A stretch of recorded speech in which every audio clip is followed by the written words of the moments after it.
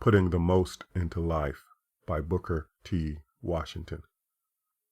Health, a requisite for effective living.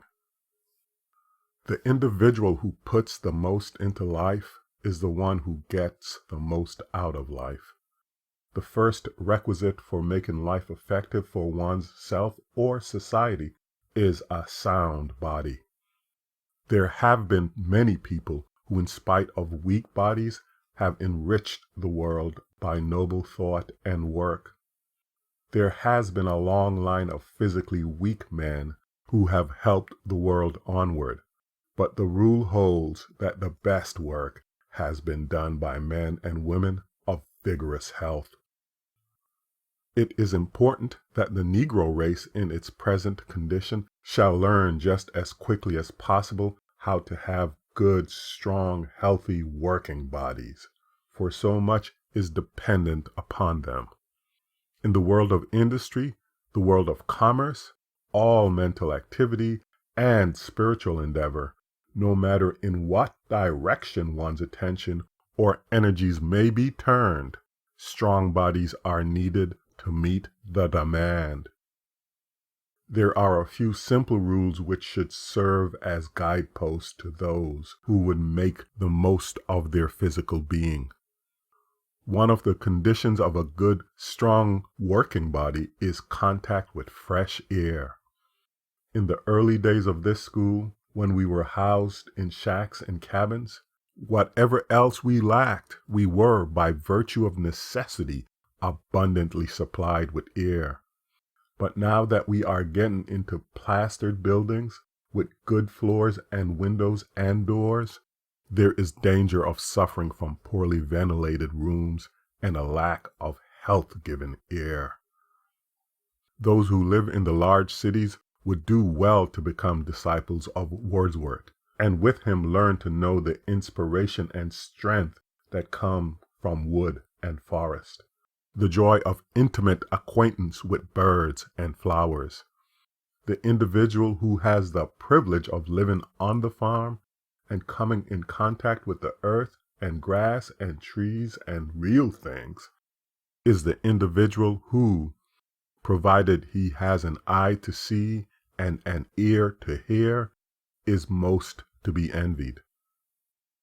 Next in importance to an abundance of fresh air is the habit of regular, systematic exercise.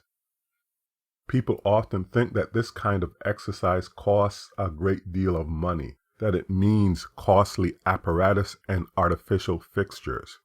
Not so. It requires no great outlay of time or energy for the boy on the farm to breathe deeply as he follows the plow or scatters the seeds. And yet, simple exercises of this kind are essential to the life of a race whose mortality from pulmonary diseases is alarming.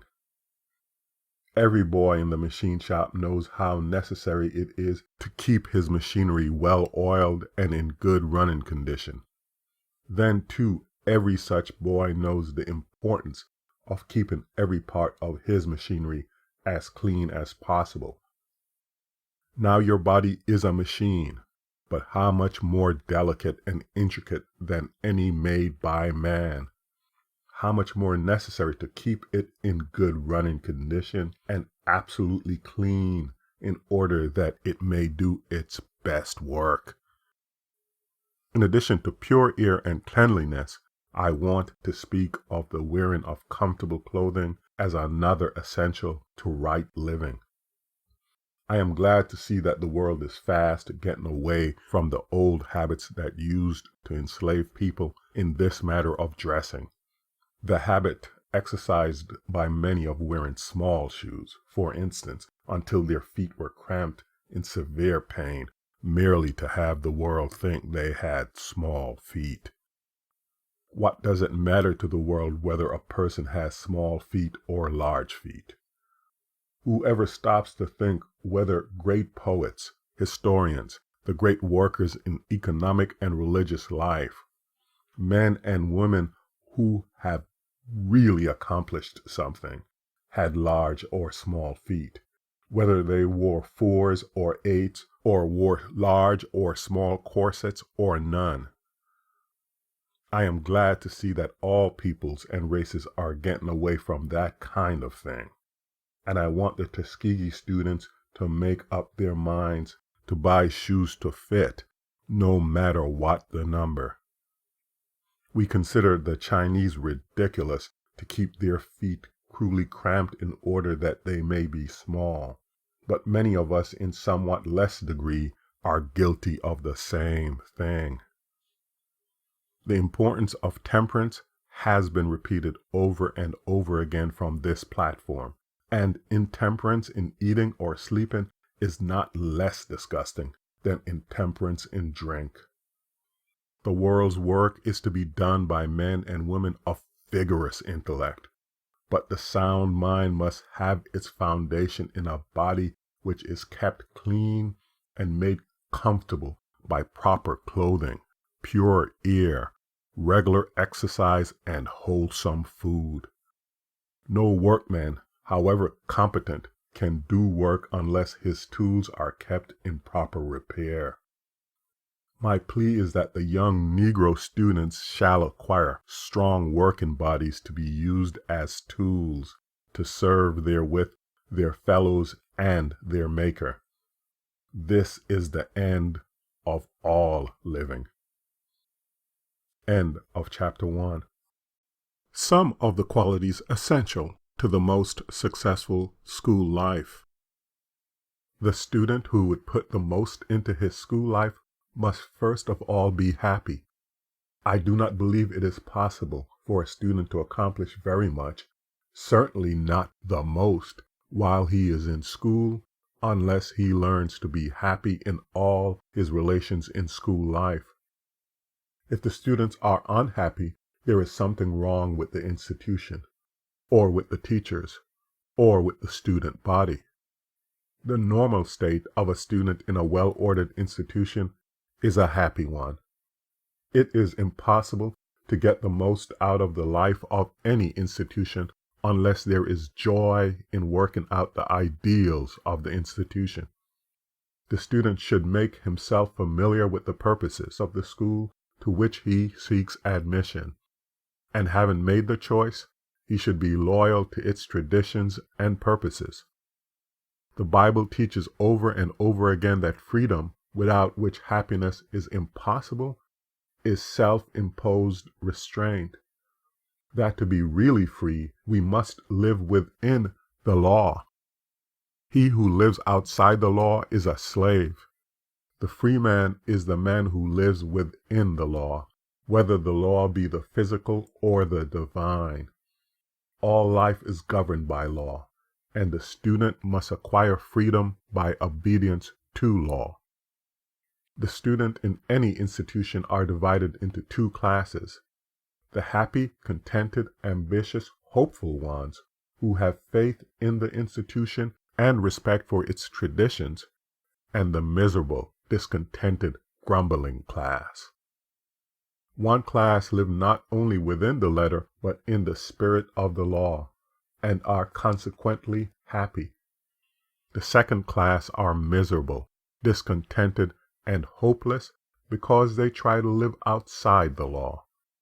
No student can get much out of any institution who does not enter wholeheartedly into its spirit, its traditions, and its ideals. The ability to do hard methodological work is one of the prizes which every school worthy of the name offers to its students. The years at school not infrequently give bent to the whole life. The student who does slipshod work at school is more than likely to lack direction in his subsequent career. But mental strength comes not as a bequest.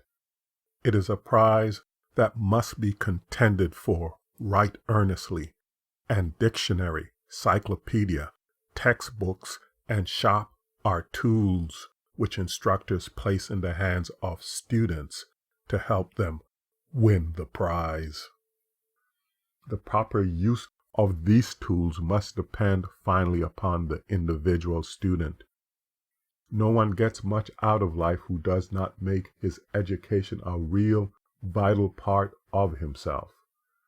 Many people have education very much as a parrot has his command a certain number of words or sentences. The words and sentences that the parrot utters are no real part of him. They are merely something tacked on to the parrot and foreign to his real natural makeup.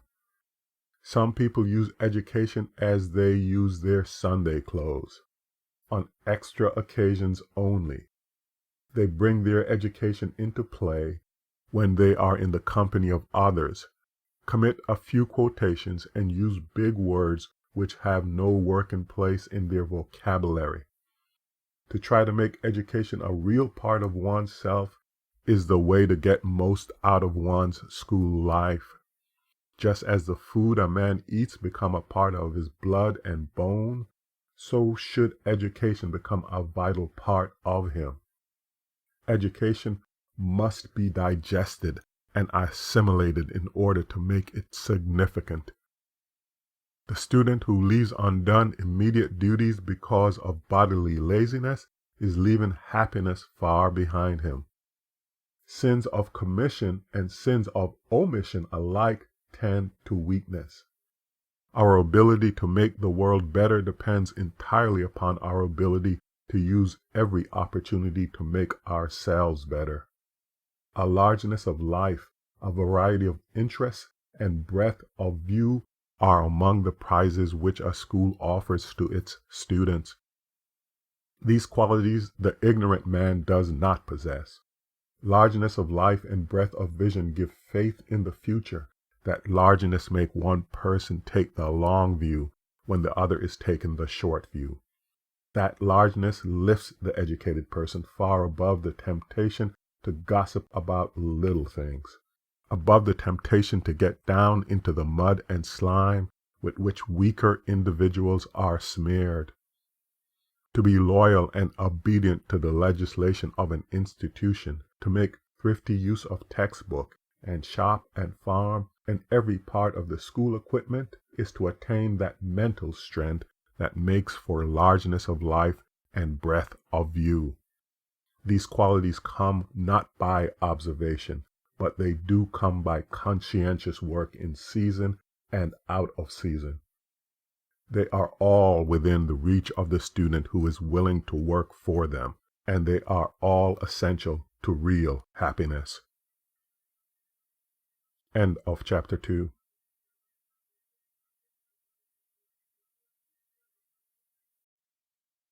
A word to prospective teachers about putting the most into their work. The large problem of the teacher is not to impart knowledge and maintain discipline. The larger problem is to bring school life and real life into closer contact. With the average teacher, as with the average student, there is very little connection between the school and life as it is actually lived every day outside the schoolroom. And as long as this is true, there will be ground for reasonable and just criticism. In the primary school, the intermediate school, and the high school, there is often little, if any, connection between life as it is lived in the shop, on the farm, in business, and in the home. It cannot but prove of mutual advantage if the teacher can bring school life into actual touch with the life of the people about him. The interest of the parents will be increased just in proportion as they find that the teacher is making his instruction stimulate and vitalize conditions outside the schoolroom. It is difficult for the parent of the country child to note the results of education through the usual processes and channels of knowledge. Colored parents depend upon seeing the results of education in ways not true of the white parent. It is important that the colored teacher in this generation should give special attention to bringing school life into closer touch with real life. Any education is, to my mind, high, which enables the individual to do the very best work for the people by whom he is surrounded. any education is low that does not make for character and effective service. The average teacher in the public schools is very likely to yield to the temptation of thinking that he is educating an individual when he is teaching him to reason out examples in arithmetic, to prove propositions in geometry, and to recite pages of history. He conceives this to be the end of education. Herein is the sad deficiency in many teachers who are not able to use history, arithmetic, geometry as means to an end. They get the idea that the student who has mastered a certain number of pages in a textbook is educated, forgetting that textbooks are at best but tools, and in many cases ineffective tools for the development of man. Modern educators are getting more and more away from books. Now this will be hard for the average teacher who has worked out all the problems in arithmetic and proved them by the answers in the book. But I believe that the best educational thought tends toward the study of real things and not mere books. One of the ways of bringing the school into closer touch with society is to make school surroundings, including the grounds and buildings, as homelike and as attractive as possible. The schoolrooms are in too many cases cold and barren. In schools of this sort, there is little connection between the home and the school. I believe that the teacher should study the home surroundings of his pupils and become more intimately acquainted with the parents. When teachers are able to make their schoolrooms inviting and are able to project their influence into the home life of the pupils, there will be fewer absentees or truants.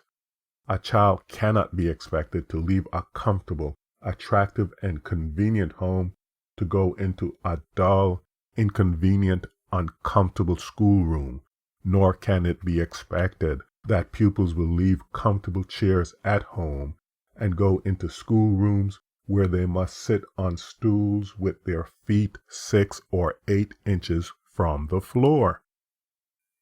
It is hardly necessary to say that the teacher should set the example for the student in the matter of cleanliness and neatness. The teacher who would preach against grease spots, rents in clothes, and buttonless jackets must see to it that he is himself without faults in these respects.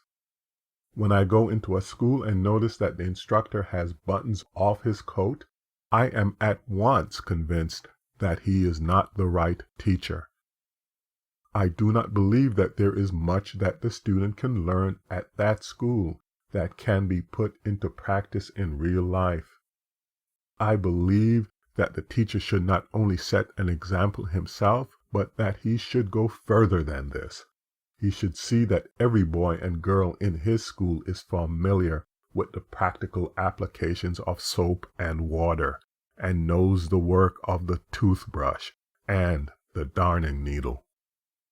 Some parents may at first resent this encroachment upon their special domain, but persistence in an endeavor of this sort will finally cause the parents to look upon the teacher as a new force in the community. The average parent cannot appreciate how many examples Johnny has worked that day, how many questions in history he has answered. But when he says, "Mother, I cannot go back to that school until all the buttons are sewed on my coat," the parent will at once become conscious of school influence in the home. This will be the best kind of advertisement. The button propaganda tends to make the teacher a power in the community. A few lessons in applied chemistry will not be amiss. Take grease spots, for example. The teacher who with tact can teach his pupils to keep even threadbare clothes neatly brushed and free from grease spots is extending the school influence into the home and is adding immeasurably to the self-respect of the home. In the schoolhouses in the city and in many of the larger towns and country districts, janitors do all the work of cleaning. This may be necessary in city schools, where it is not possible for the children to do all the work of beautifying and cleaning the school building.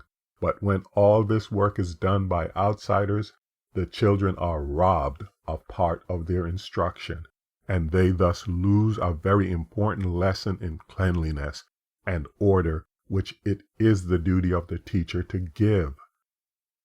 Think of the time lost in the average family looking for the broom when the time comes to sweep the floor. At this time, all business suspends. Mother cries out first, "Where is the broom?" The older sister cries to John and Susie and Jane, "Where is the broom?" And that kind of thing goes on every day in the week and year. It takes the average family from 10 to 12 minutes every day to find the broom. Now we should teach a different lesson in our schools. We can teach in the first place that there are two ways for the broom to be put up, a proper and an improper way. We can teach the children that there is a place for the dustpan and the dust cloth and the matchbox. The matchbox is another thing that suspends business. Every night when the matches are wanted, everything goes helter-skelter. This is a larger problem than the broom, there being absolutely no light on the subject. The children should be taught that there must be a definite place for the broom and for the matchbox, and it is surprising how quickly these lessons will be taken from the schoolroom into the home. Even the listless parents will be roused to interest by such practical teaching. The child who goes to school in a room that is clean and attractive will not long be content to live in a home that is dirty and disorderly. I was recently in a schoolroom in South Carolina. The teacher had a reputation for being a well-fitted instructor, and I expected much of him. He was teaching the children by the latest methods. The children sang well. They recited their lessons well. But the fact that 1/3 of the plastering was missing made the greatest impression on me. I could not detect the slightest attempt on the part of the teacher or students to see that the plastering was restored. I should have suspended school a day or two until the plastering could be replaced, rather than teach day after day by silent approval a lesson of disorder. If the teacher is careless, the pupils will accept his standards and go through life in an indifferent, slipshod manner. If from the first day they enter school, they are surrounded with object lessons of order and cleanliness, more will have been done to educate them in a large and helpful way than if they had centered their interest in books alone. Order and beauty are sacrificed in many of our schools because 1/3 or 1/4 of the window glass is out. Sometimes I have seen obsolete hats and discarded dresses doing duty in the absence of window glass or window panes, knocked out in order that the stovepipe might be run through the broken place. The child never outlives the impression made by such a sight. The parents will join their children in helping to patch broken plastering if the teacher will take the lead. When the plastering is mended, a few pictures should be placed on the walls, and in this work the parents' cooperation can be depended upon. Teachers must put not less conscience but more thought into the work for the children to whose lives they are giving direction. By putting into their work more of their better selves, more of their personality, teachers will add not only to their own happiness and usefulness, but will be doing real work toward hastening the coming of that kingdom for which they daily pray. End of chapter 3.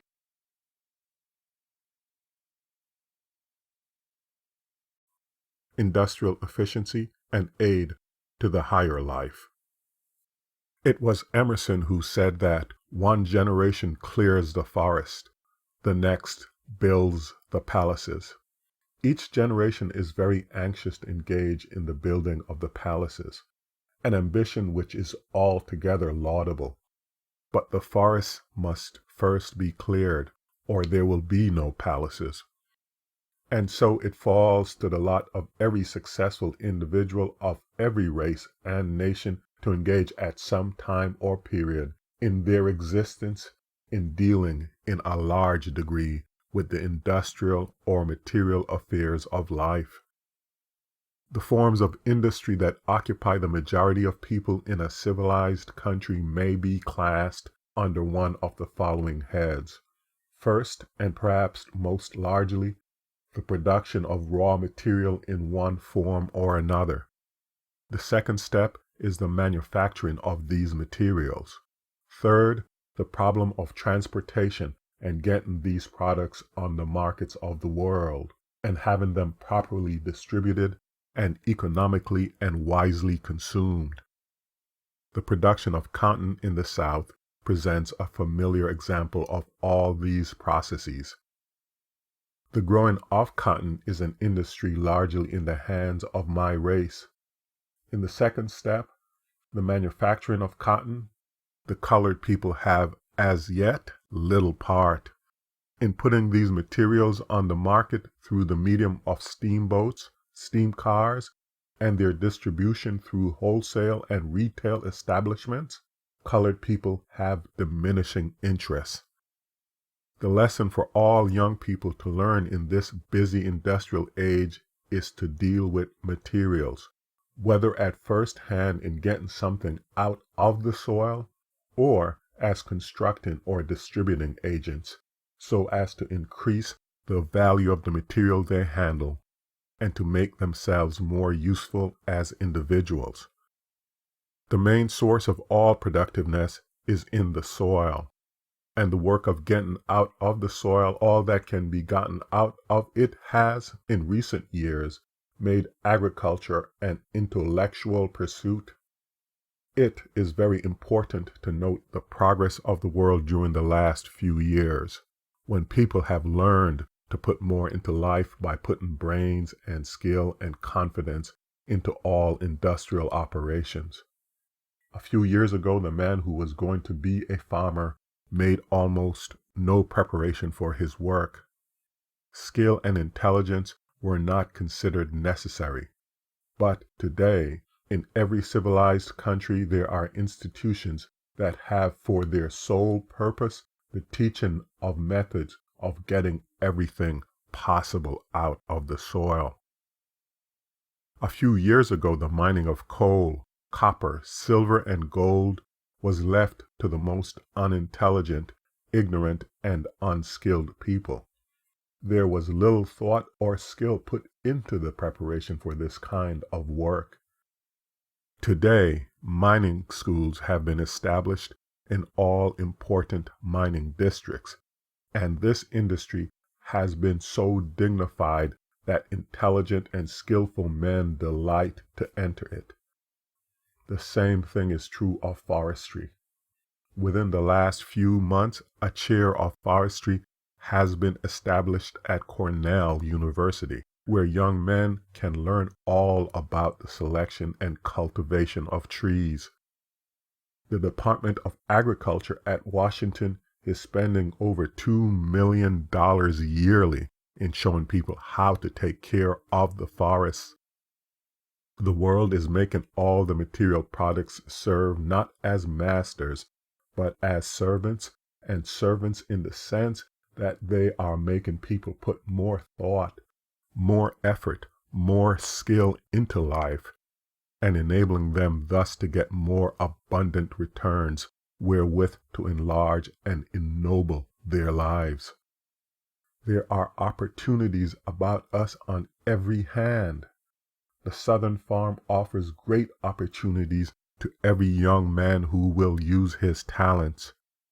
The idea that farming means plowing with one mule or digging the ground with a spade is fast disappearing, for this industry is developing into a high and dignified calling. Young women of maturer races than ours are making large economic successes in the raising of chickens, in fruit growing, in raising small berries, and young colored women should begin to get some of the benefits of these industries. But the chance of material success in connection with industrial life is relatively of less importance than is the chance for the individual to get development through the mastering of difficulties in the management of industrial operations. The mere mastering of these difficulties have made many of the captains of industry of this country. Poverty discourages many a youth who start out in the busy industrial world, but the fact that others have conquered poverty is an earnest that others for centuries to come will get courage and strength out of adverse struggle. The colored man starts out, it is true, with an additional handicap, but here is the chance for Negro youth to learn to turn disadvantages to advantages. A colored man born in poverty and an ex-slave owns today one of the largest tailoring establishments in one of the most prominent streets in the city of Boston. This man has learned the sweet uses of adversity and knew how to lay hold of disadvantages. His establishment is patronized by people who buy from him not in spite of the fact that he is a Negro, but because he is a Negro. The world needs men, be they white or black, who can rise on successive failures to useful citizenship. No person can enter industrial life without for a time feeling some days of almost complete failure, but mistakes and weariness begat confidence and experience. All industrial operations and material progress should be used not as ends but as means of making life more comfortable, more useful, and more beautiful. The intelligent farmer, as he plants and works and harvests the cotton, must remember that the production of cotton is not the end of his effort. Every bale of cotton can be turned into books, into opportunities for travel and study. The man who grows corn must remember that the growing of corn is not the end of life, but the corn can be turned into refinements and beauties of a civilized life and a Christian home. No one can doubt that the people who have built the railroads and constructed the great steamships that bind country to country have added to the wealth and happiness of the world. Finally, it must be remembered that the mastering of difficulties should bring poise, purpose, and vision. I want every Tuskegee student, as he finds his place in the surging industrial life about him, to give heed to the things which are honest and just and pure and of good report, for these things make for character, which is the only thing worth fighting for, either in this life or the next. End of chapter 4.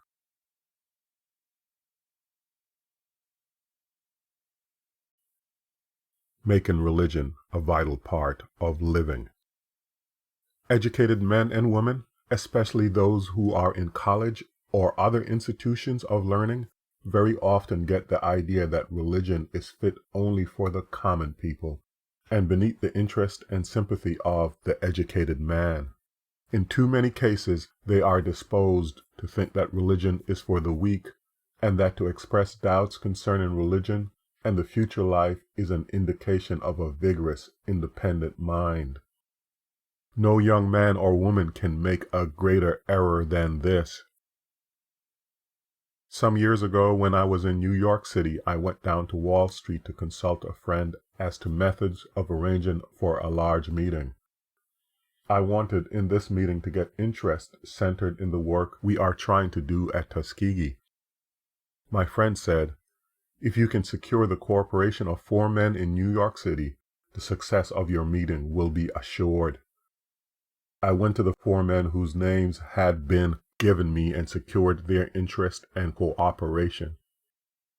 Some weeks later, there was a large meeting held in New York in the interest of the Young Men's Christian Association movement.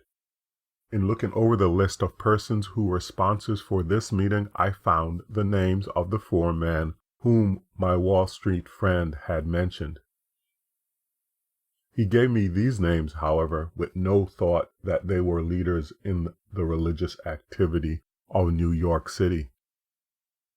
He named them chiefly because he knew their standing in the commercial and business life of the city was secure, and that anything they said would attract the attention of the public and would secure the confidence of the people whose interest and aid we were seeking.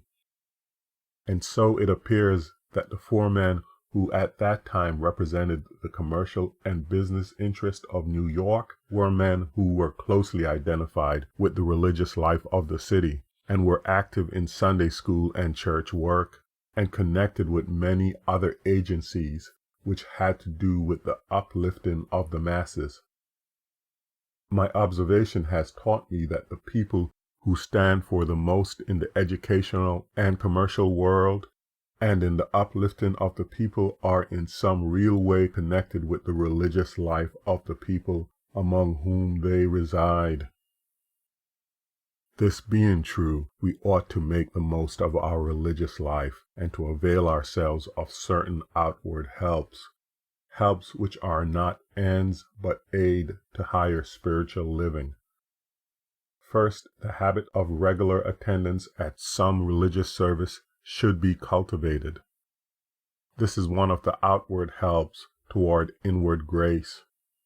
Nothing is ever lost by this habit of systemic devotion. But one says, what good is accomplished by attending church? Another says, I stay away from religious service and I am just as good as those who go. To put the question another way, was anyone ever injured by regular attendance upon religious services? The man who allows himself to grow careless about sacred things yields to a temptation which is sure to drag him down. As you value your spiritual life, see to it that you do not lose the spirit of reverence for the Most High, as revealed in your own life and experience. Reverence for the Most High, as revealed in the men and women about you, in the opening flower, the setting sun, and the song of the bird. Do not mistake denominationalism for reverence and religion. Religion is life. Denominationalism is an aid to life. Systematic reading and prayerful study of the Bible is the second outward help, which I would commend to those whom I wish to see make the most of their spiritual life. Many people regard the Bible as a wonderful piece of literature only. The reading of the Bible as literature only brings its reward in that it throws new light on secular history and gives acquaintance with men and women and ideals which have been the inspiration of the noblest things that have ever been spoken or written.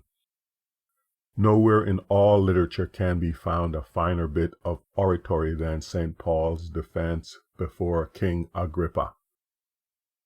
But praiseworthy as this kind of study is, I do not believe it is sufficient. The Bible should be read as a daily guide to right living and as a daily incentive to positive Christian service. I think that no man who lives a merely negative religious life can ever know real spiritual joy. There are many people who pride themselves on the things they do not do. The negative Christian always suggests a lamppost to me. The negative Christian says he is going to heaven because he does not lie. Neither does the lamppost. The negative Christian does not steal. Neither does the lamppost. He does not cheat. He does nothing of which he is ashamed. He is therefore blameless. The lamppost has never done any one of these things. I do not want the Tuskegee student to be a lamppost in their religious life, but I want them to turn their beliefs into energy that shall work into every detail of their lives. Not less repulsive to me than the negative Christian is the one who is always using his religion as a means of escaping from something, from hellfire or brimstone or some less remote punishment. This class of Christian use religion as people use the conjurer's bag or a disinfectant to ward off evil. They are not drawn to any vital thing in religion. They simply use it as a cloak to shield them from harm. To live the real religious life is in some measure to share the character of God. The word atonement, which occurs in the Bible again and again, means literally at one-ment. To be at one with God is to be like God. Our real religious striving then should be to become one with God, sharing with Him in our poor human way His qualities and attributes. To do this, we must get the inner life, the heart right, and we shall then become strong where we have been weak, wise where we have been foolish. We are often criticized as a race because people say that our religion is not real. They say that our religion is superficial, that in spite of our attendance at religious services and protestations of faith, we are guilty of petty pilfering, stealing, lying, and of walking crookedly in many directions. Whenever this criticism is true, it means that we have not learned what the religious life really means. We must learn to incorporate God's laws into our thoughts and words and acts. Frequent reference is made in the Bible to the freedom that comes from being a Christian. A man is free just in proportion as he learns to live within God's laws, and he makes grievous mistakes and serious blunders the minute he departs from these laws. As a race, we are inclined, I fear, to make too much of the day of judgment. We have the idea that in some far-off period there is going to be a great and final day of judgment, when every individual will be called up, and all his bad deeds will be read out before him, and all his good deeds made known. I believe that every day is a day of judgment, that we reap our rewards daily, and that whenever we sin we are punished by mental and physical anxiety, and by a weakened character that separates us from God. Every day is, I take it, a day of judgment, and as we learn God's laws and grow into His likeness, we shall find our reward in this world in a life of usefulness and honor. To do this is to have found the kingdom of God, which is the kingdom of character and righteousness and peace. End of chapter 5.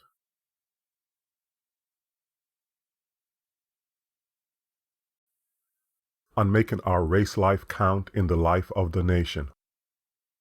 In the Bible, one finds over and over again the words, a peculiar people. Reference is made to the Jews as a peculiar people, a people differing in thought and temperament and mode of life from others by whom they were surrounded. Now, the race to which Americans of African lineage belongs is often described as a peculiar people, having had, as we know, a peculiar history. They differ in color and in appearance, and in a very large degree their temperament and thought differ from that of the people about them. Now the Jews, because they were different from the peoples by whom they were surrounded, because of their peculiar religious bent, were able to give to the world the doctrine of the unity and fatherhood of God, and Christianity, the finest flower of Jewry. It is then, I think, not too much to hope that the very qualities which make the Negro different from the peoples by whom he is surrounded will enable him, in the fullness of time, to make a peculiar contribution to the nation of which he forms a part. What that contribution is to be, no man can now tell, but we must keep in mind that the race is made of individuals, and every man God made is different, has some deed to do, some work to work. Be undismayed, though thine be humble, do it too. As with an individual, so with a race. When you and I and all the other individuals that go to make up our race shall have learned to do well our own peculiar work, we shall be able to determine the bent of the race. It must fall upon you and me, who have had opportunity to work out in some measure our own individual problems, to give direction to the race. It is for us, therefore, to bring to the enrichment of our lives as individuals every quality which we are capable of cultivating. There is in the New Testament a passage which I like to refer to and to think of. It reads something like this: "He that overcometh shall be clothed in white raiment." The expression "he that overcometh" occurs several times in the New Testament. I am anxious that the Tuskegee students shall get the idea firmly fixed in their minds that there are definite rewards coming to the individual or to the race that overcomes obstacles and succeeds in spite of seemingly insurmountable difficulties. The palms of victory are not for the race that merely complains and frets and rails. I do not mean to say that there is not a place for race loyalty and enthusiasm. There is a proper and vital place for protests against the wrongs that are inflicted without cause or reason. Every race, like every individual, should be swift to protest against injustice and wrongs. But no race must be content with mere protests. Every race must show to the world by tangible, visible, indisputable evidence that it can do more than merely call attention to the wrongs inflicted upon it. The reward of life is for those who choose the good where evil calls out on every hand. That reward is moral character. The more temptations resisted, the more difficult the struggle, the more robust the character. The wholly innocent person is much less praiseworthy than is he who has faced temptation and has come out of it unscarred. The virtues of foresight and thrift and frugality brought bravely to the front will bring large material possessions which, if properly used, will refine and enrich life. I am constrained to refer once more to that peculiar people, the Jews, a race that has been handicapped in very much the same way as the colored people. Their opportunities have been limited in many directions. In Russia today, they are in many cases debarred from schools and from entrance into the professions. And notwithstanding the barriers in this country, one of the most noted banking firms in the United States is composed of Jews. Members of a despised race, they made up their minds that in spite of difficulties, they would not stop to complain, but would compel recognition by making a real contribution to the country of which they formed a part. The Japanese race is a convincing example of the respect which the world gives to a race that can put brains and commercial activity into the development of the resources of a country. What material difficulties the thrifty Hollanders have had to overcome in the development of their country. But the battle against water and wind has developed not only a country, but an energetic, thrifty people. The Netherlands have literally been made by these sturdy Hollanders, who, because they overcame, are looked upon as a great and happy people. There is then opportunity for the colored people to enrich the material life of their adopted country by doing what their hands find to do, minor duties though they be, so well that nobody else of any race can do them better. This is the aim that the Tuskegee student should keep steadily before him.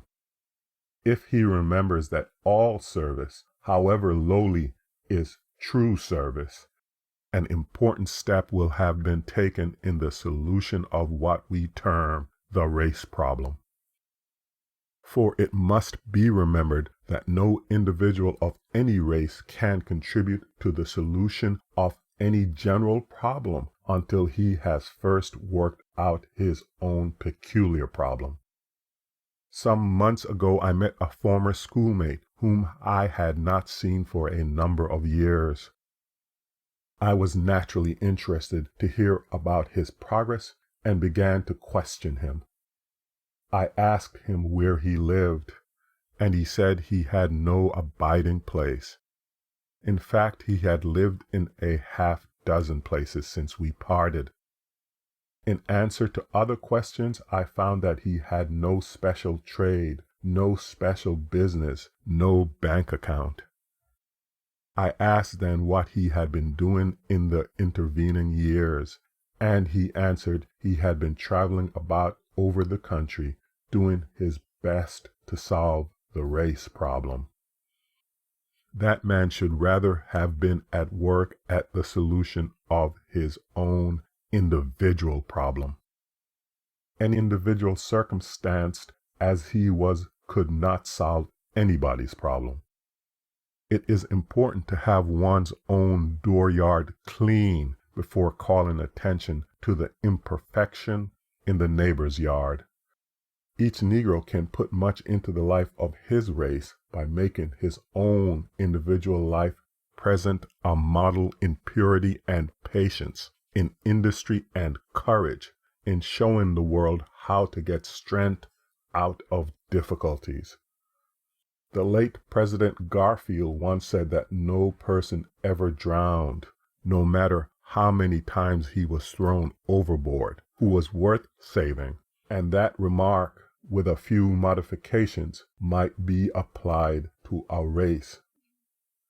No race is ever lost that is worth saving, and no race need be lost that wants to save itself.